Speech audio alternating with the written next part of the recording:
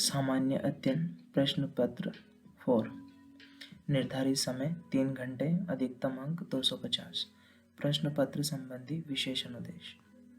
उत्तर देने से पूर्व निम्नलिखित निर्देशों को कृपया सावधानीपूर्वक पढ़िए। इसमें 12 प्रश्न हैं जो 2 खंडों में विभाजित हैं तथा हिंदी और अंग्रेजी दोनों में छपे हुए हैं। सभी प्रश्न अनिवार्य हैं। प्रत्येक भाग के लिए नियत अंक उसके सामने दिए गए हैं। प्रश्नों के उत्तर उसी प्राधिकृत माध्यम लिखे जाने चाहिए जिसका उल्लेख आपके प्रवेश पत्र में किया गया है। प्रश्नों में इंगित शब्द सीमा को ध्यान में रखिए। खाली स्थान छोड़ने पर उसे काट दीजिए। ये इंग्लिश में दिया हुआ है। यह है खंड आ, मतलब सेक्शन ए का पहला। बुद्धिमानी में निहित है कि किसका ध्यान रखा जाए और क्या अनदेखा किया जाए। नौकरशाही में अपने सामने के मुख्य मुद्दों को अनदेखा करते हुए परिधि में लीन रहने वाले अधिकारी दुर्लभ नहीं है। क्या आप इस बात से सहमत हैं कि प्रशासन की इस तरह की व्यवस्था प्रभावी सेवा वितरण और सुशासन की लक्ष्य प्राप्ति की प्रक्रिया में न्याय की विडंबना है? विश्लेषणात्मक मूल्यांकन कीजिए। पहला का बी। बौद्धिक दक्षता और नैतिक गुणों के अलावा सहानुभूति और करुणा कुछ अन्य महत्वपूर्ण वैशिष्ट्य हैं जो सिविल सेवकों को निर्णायक मामलों में सुलझाने अथवा महत्वपूर्ण निर्णय लेने में अधिक सक्षम बनाते हैं। उपयुक्त उदाहरणों के साथ व्याख्या कीजिए। प्रश्न क्रमांक 2 ए। सभी सिविल सेवकों को प्रदान किए गए नियम और विनियम समान हैं, फिर भी प्रदर्शन में अंतर है। सकारात्मक सोच वाले अधिकारी नियमों और विनियमों के मामले के पक्ष में व्याख्या करने और सफलता प्राप्त करने में समर्थ होते हैं, जबकि नकारात्मक सोच वाले अधिकारी मामले के खिलाफ समान नियमों और विनियमों की व्याख्या करके लक्ष्य प्राप्त करने में असमर्थ होते हैं। सोदाहरण विवेचन कीजिए। इनका उत्तर हमें 150 शब्दों में देना है। प्रश्न क्रमांक बी। यह माना जाता है कि मानवीय कार्यों में नैतिकता का पालन किसी संगठन व्यवस्था के सुचारू कामकाज को सुनिश्चित करेगा। यदि हाँ, तो नैतिकता मानव जीवन में किसे बढ़ावा देना चाहती है? दिन प्रतिदिन के कामकाज में उसके सामने आने वाले संघर्षों के समाधान में नैतिक मूल्य किस प्रकार सहायता करते हैं? यह प्रश्न क्रमांक 3। निम्नलिखित में से प्रत्येक उद्धरण का आपके विचार से क्या अभिप्राय है? ए। आपको क्या करने का अधिकार है और आपको क्या करना उचित है के बीच के अंतर को जानना नैतिकता है। ये पोटर स्टीवर्ट 150 शब्दों में लिखना है हमें। अगर किसी देश को भ्रष्टाचार मुक्त होना है और खूबसूरत दिमागों का देश बनना है तो मैं दृढ़ता से मानता हूँ कि 3 प्रमुख सामाजिक सदस्य हैं जो बदलाव ला सकते हैं। वे हैं पिता, माता और शिक्षक। ये कोटेशन है APJ अब्दुल कलाम सर का। प्रश्न क्रमांक सी। आपकी सफलता का आकलन इस बात से हो कि इसे पाने के लिए आपको क्या छोड़ना पड़ा। ये कोटेशन है दलाई लामा का। प्रश्न क्रमांक 4। सुशासन से आप क्या समझते हैं? राज्य द्वारा ई शासन के मामले में उठाई गई हालिया पहलों ने लाभार्थियों को कहां तक सहायता पहुंचाई है? उपयुक्त उदाहरणों के साथ विवेचन कीजिए।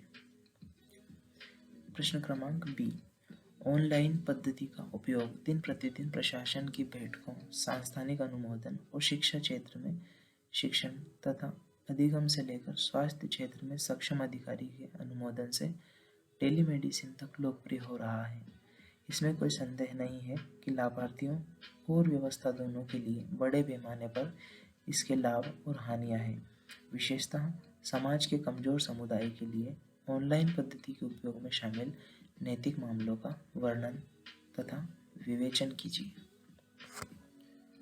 प्रश्न क्रमांक 5 ए। पिछले 7 महीनों से रूस और यूक्रेन के बीच युद्ध जारी है। विभिन्न देशों ने अपने राष्ट्रीय हितों को ध्यान में रखते हुए स्वतंत्र स्टैंड लिया है और कार्यवाही की है। हम सभी जानते हैं कि मानव त्रासदी समेत आज के विभिन्न पहलुओं पर युद्ध का अपना असर रहता है। वे कौन से नैतिक मुद्दे हैं जिन पर युद्ध शुरू करते समय और अब तक इसकी निरंतरता पर विचार करना महत्वपूर्ण है। इस मामले में दी गई स्थिति में शामिल नैतिक मुद्दों का औचित्यपूर्ण वर्णन कीजिए। प्रश्न क्रमांक बी, निम्नलिखित में से प्रत्येक पर 30 शब्दों में संक्षिप्त टिप्पणी लिखिए। इसमें हमें टिप्पणी करना है 30 शब्दों में। संवैधानिक नैतिकता, हितों का संघर्ष, सार्वजनिक जीवन में सत्यनिष्ठा, डिजिटलीकरण की चुनौतियां, कर्तव्यनिष्ठता। प्रश्न क्रमांक 6 ए, भ्रष्टाचार सूचक विसल ब्लोअर संबंधी अधिकारियों को भ्रष्टाचार और अवैध गतिविधियों, गलत काम और दुराचार की रिपोर्ट करता है। वह निहित स्वार्थों, आरोपी व्यक्तियों तथा उनकी टीम द्वारा गंभीर खतरे, शारीरिक नुकसान और उत्पीड़न के चपेट में आने का जोखिम उठाता है। आप भ्रष्टाचार सूचक विसल ब्लोअर की सुरक्षा के लिए मजबूत सुरक्षा व्यवस्था हेतु किन नीतिगत उपायों का सुझाव देंगे? प्रश्न क्रमांक बी, समकालीन दुनिया में धन और रोजगार उत्पन्न करने में कारपोरेट क्षेत्र का योगदान बढ़ रहा है। ऐसा करने में वे जलवायु, पर्यावरणीय संधारणीयता और मानव की जीवन परिस्थितियों पर अप्रत्याशित हमले कर रहे हैं। इस पृष्ठभूमि में क्या पाते हैं कि कॉरपोरेट सामाजिक जिम्मेदारी CSR कॉरपोरेट जगत में आवश्यक सामाजिक भूमिकाओं और जिम्मेदारियों को पूरा करने में सक्षम और पर्याप्त है। इसके लिए CSR अनिवार्य है। विश्लेषणात्मक परीक्षण कीजिए। और अब आ गए हम खंड बी की तरफ, सेक्शन बी। इसमें केस स्टडी होती है, जो हमारे सामने केस स्टडी है। प्रश्न क्रमांक 7, प्रभात एक प्रतिष्ठित बहुराष्ट्रीय कंपनी स्टर्लिंग इलेक्ट्रिक लिमिटेड में उपाध्यक्ष विपणन के रूप में कार्य करता था, लेकिन फिलहाल कंपनी मुश्किल दौर से गुजर रही थी क्योंकि पिछली 2 तिमाहियों से बिक्री में लगातार गिरावट का रूप दिखाई पड़ रहा था। उसका डिवीज़न, जो अब तक कंपनी के वित्तीय स्वास्थ्य में एक प्रमुख राजस्व अंशदाता था, अब उनके लिए कुछ बड़े सरकारी ऑर्डर प्राप्त करने के लिए भरसक प्रयास कर रहा था, लेकिन उनके सर्वोत्तम प्रयासों को कोई सकारात्मक सफलता नहीं मिली। उनकी कंपनी पेशेवर थी और उसके स्थानीय मालिकों पर उनके लंदन स्थित मुख्यालय की ओर से कुछ सकारात्मक परिणाम प्रदर्शित करने का दबाव था। कार्यकारी निर्देशक भारतीय प्रमुख द्वारा की गई पिछली कार्य समीक्षा बैठक में उसे उसके खराब प्रदर्शन के लिए फटकार लगाई गई थी।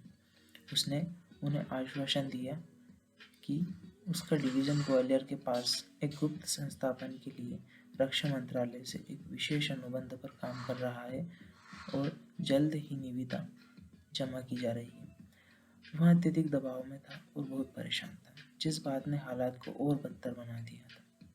वहाँ थी ऊपर से एक चेतावनी कि यदि कंपनी के पक्ष में सौदा नहीं हुआ तो उसका डिवीज़न बंद करना पड़ सकता है और उसे अपनी लाभप्रद नौकरी छोड़नी पड़ सकती है। एक और आयाम था जो उसे गहरी मानसिक यातना और पीड़ा पहुंचा रहा था। यह उसके व्यक्तिगत अनिश्चित वित्तीय स्वास्थ्य से संबंधित था। वह 2 स्कूल कॉलेज जाने वाले बच्चों और अपनी बीमार बूढ़ी माँ वाले परिवार में अकेला कमाने वाला था। शिक्षा व चिकित्सा पर भारी खर्च के कारण उसके मासिक वेतन वाले पैकेट पर भारी दबाव पड़ रहा था। बैंक से लिए गए गृह ऋण के लिए नियमित EMI अपरिहार्य थी और चूक करने पर उसे गंभीर कानूनी कार्यवाही के लिए उत्तरदायी होना होगा। उपयुक्त पृष्ठभूमि में वह किसी चमत्कार के घटित होने की उम्मीद कर रहा था। अचानक घटनाक्रम में बदलाव आ गया। उसके सचिव ने बताया कि एक सज्जन सुभाष वर्मा उससे मिलना चाहते हैं क्योंकि उन्हें कंपनी में प्रबंधन के पद में दिलचस्पी है, जिसे कंपनी को भरना है। पुनः उसने उनके संज्ञान में लाया कि उसका आत्मव्रत रक्षा मंत्री के कार्यालय के माध्यम से प्राप्त हुआ है। उसने उम्मीदवार सुभाष वर्मा के साक्षात्कार के दौरान उसे तकनीकी रूप से मजबूत, साधन संपन्न और अनुभवी विक्रेता महसूस किया। ऐसा प्रतीत होता था कि वह निविदा प्रक्रिया से भली भांति परिचित है और इस संबंध में अनुवर्ती कार्यवाही व अंतर संबंध में निपुण है। प्रभात को लगा कि उसकी जिम्मेवारी अन्य उम्मीदवारों की तुलना में बेहतर है, जिनका साक्षात्कार हाल में पिछले कुछ दिनों में उसने लिया था।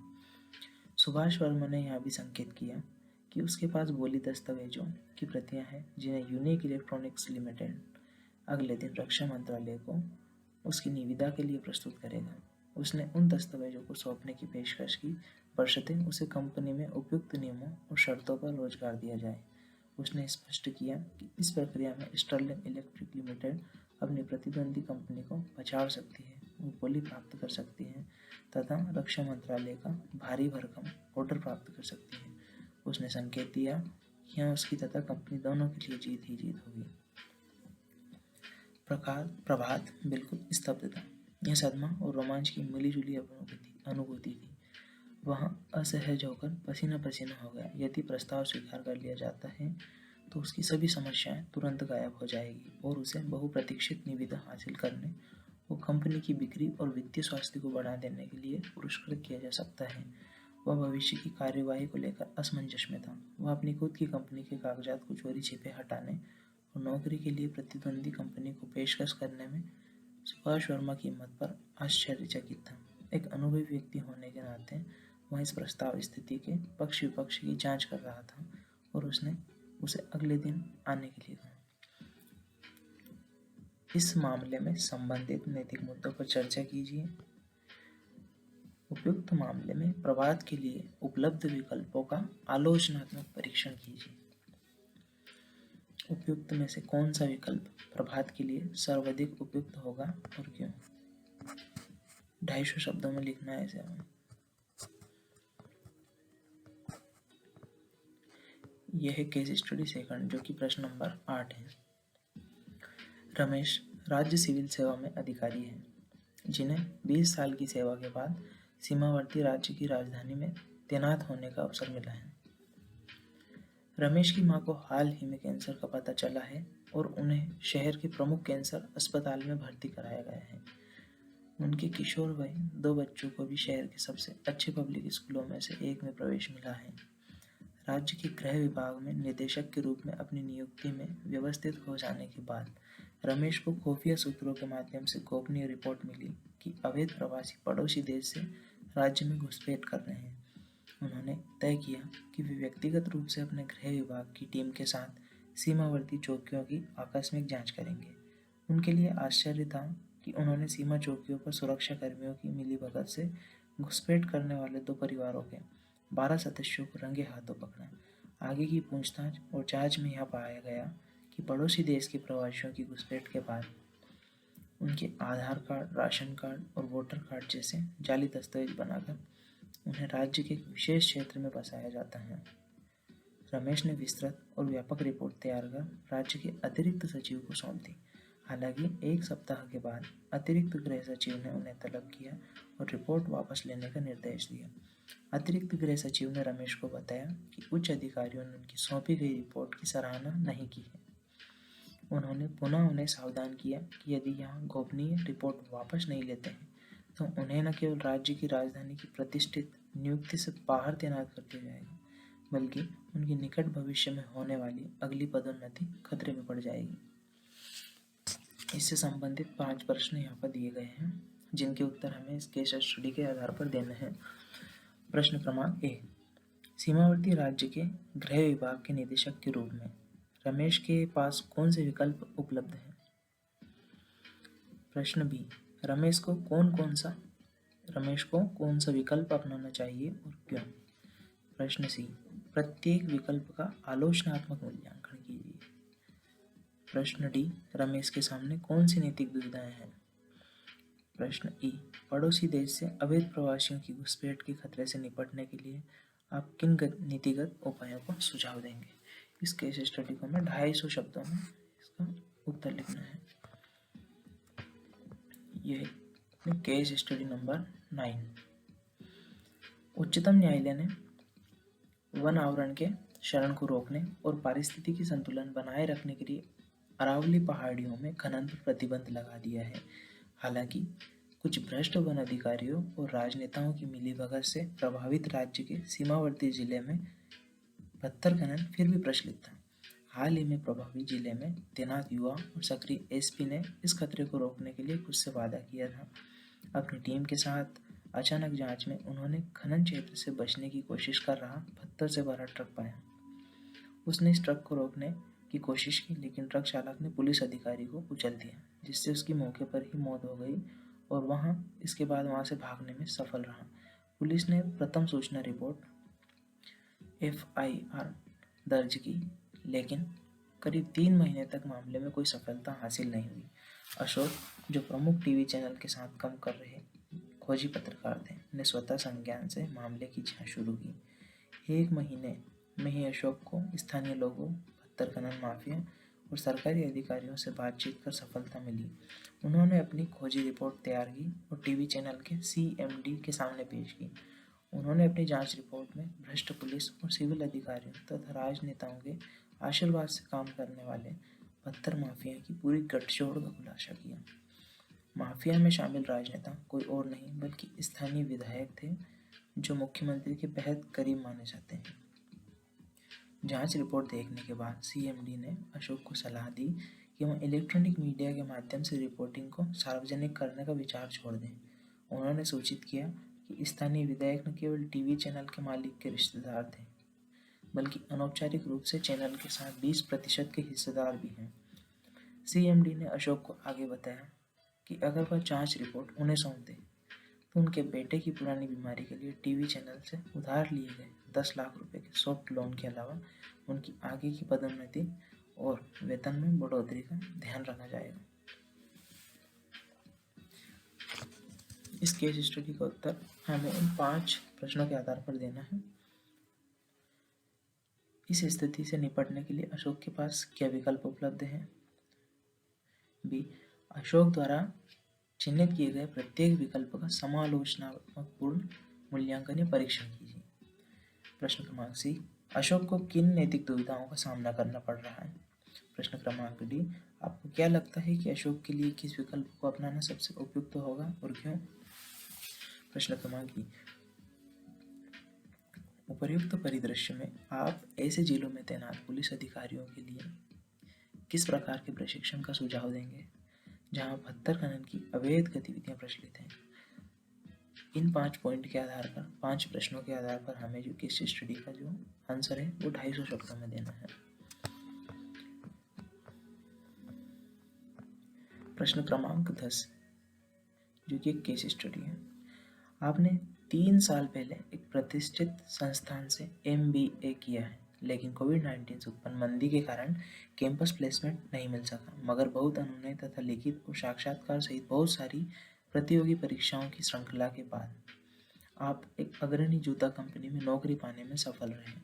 आपके वृद्ध माता पिता हैं जो आश्रित हैं और आपके साथ रह रहे हैं।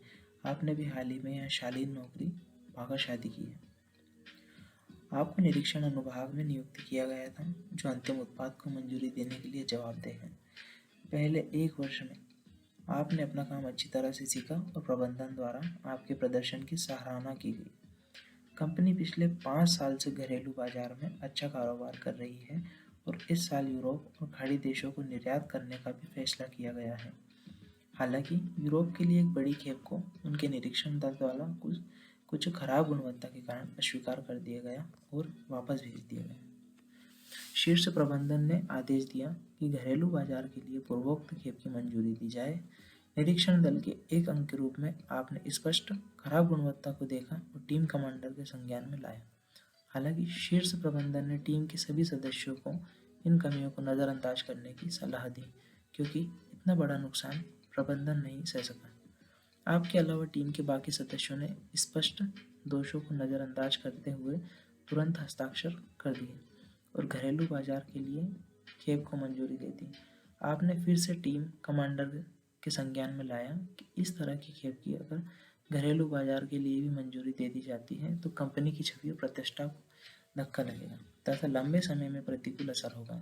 हालांकि आपके शीर्ष प्रबंधन द्वारा आगे सलाह दी गई थी कि यदि आप खेप को मंजूरी नहीं देते हैं तो कंपनी कुछ अहानिकारक कारणों का हवाला देते हुए आपकी सेवा को समाप्त करने में संकोच नहीं करेगी। 5 बिंदुओं के आधार पर, ये 5 प्रश्नों के आधार पर हमें इस केस स्टडी को 250 शब्दों में इसका उत्तर देना है। प्रश्न ए, दी गई शर्तों के तहत निरीक्षण दल के सदस्य के रूप में आपके लिए कौन से विकल्प उपलब्ध हैं।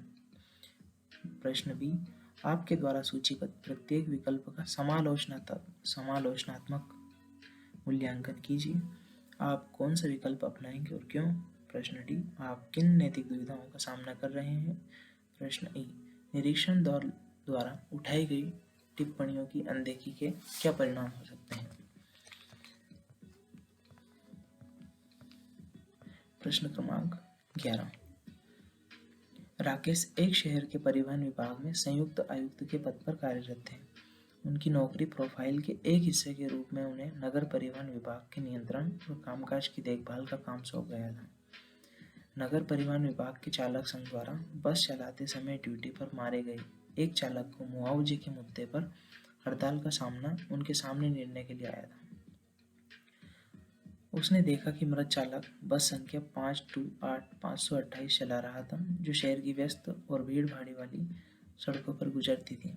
हुआ यूं कि रास्ते में एक चौराहे के पास एक अधेड़ उम्र के व्यक्ति द्वारा चलाई जा रही कार और बस की टक्कर में एक हादसा हो गया। पता चला कि बस और कार चालक के बीच कहासुनी हुई थी। दोनों के बीच तीखी नोक-झोंक हुई और चालक ने उसे धक्का मार दिया। थोड़े से राहगीर इकट्ठे हो गए। उन्होंने हस्तक्षेप करने की कोशिश की, लेकिन सफलता नहीं मिली। आखिरकार वो दोनों बुरी तरह घायल हो गए और बहुत खून बह रहा था तथा उन्हें पास के अस्पताल ले जाया गया। हादसे में चालक ने दम तोड़ दिया और उसे बचाया नहीं जा सका। अधेड़ उम्र के चालक की भी हालत नाजुक थी, लेकिन एक दिन के बाद वो संभल गया और उसे छुट्टी दे दी गई। घटना की सूचना मिलते ही पुलिस मौके पर पहुंच गई और प्रथम सूचना रिपोर्ट दर्ज कर ली। पुलिस जांच में सामने आया कि विवाद की शुरुआत बस चालक ने की थी और उसने शारीरिक हिंसा की थी। उनके बीच मारपीट हुई थी। नगर परिवहन विभाग प्रबंधक मृत चालक के परिवार को अतिरिक्त मुआवजा नहीं देने पर विचार कर रहा था। नगर परिवहन विभाग प्रबंधन के भेदभाव और गैर सहानुभूतिपूर्ण रवैये से परिवार बहुत व्यथित, उदास और आंदोलित है। मृत बस चालक की उम्र 52 वर्ष थी। उसके परिवार में पत्नी और स्कूल कॉलेज जाने वाली 2 बेटियां हैं। यह परिवार का इकलौता कमाने वाला था। नगर परिवहन विभाग वर्कर्स यूनियन ने इस मामले को उठाया और जब प्रबंधन ने कोई अनुकूल प्रतिक्रिया नहीं मिली तो उसने हड़ताल पर जाने का फैसला किया। यूनियन की मांग दोहरी थी। पहला, ड्यूटी के दौरान मरने वाले अन्य चालक को दिए जाने वाला पूरा अतिरिक्त मुआवजा और दूसरी, परिवार के एक सदस्य को रोजगार दिया जाए। 10 दिनों से हड़ताल जारी है और गतिरोध बना हुआ है। उपयुक्त स्थिति से निपटने के लिए राकेश के पास कौन से विकल्प उपलब्ध हैं। राकेश द्वारा चिन्हित किए गए प्रत्येक विकल्प का समालोचनात्मक परीक्षण कीजिए। सी, वे कौन सी नैतिक दुविधाएं हैं जिनका राकेश को सामना करना पड़ रहा है। प्रश्न डी, उपयुक्त स्थिति को दूर करने के लिए राकेश क्या कार्यवाही करेंगे। इन 4 प्रश्नों के आधार पर हमें इस केस स्टडी का जो आंसर है वो 250 शब्दों में देना है। प्रश्न संख्या 12, आपको पर्यावरण प्रदूषण नियंत्रण बोर्ड में अनुभाग का शीर्ष अधिकारी नियुक्त किया जाता है ताकि अनुपालन सुनिश्चित हो और आपकी अनुवर्ती का पालन हो सके। उस क्षेत्र में बड़ी संख्या में लघु और मध्यम उद्योग थे जिन्हें अनापत्ति दी जा चुकी थी। आपको पता चला कि ये उद्योग अनेक प्रवासी कामगारों को रोजगार मुहैया कराते हैं। अधिकांश औद्योगिक इकाइयों के पास पर्यावरणीय अनापत्ति प्रमाण पत्र है।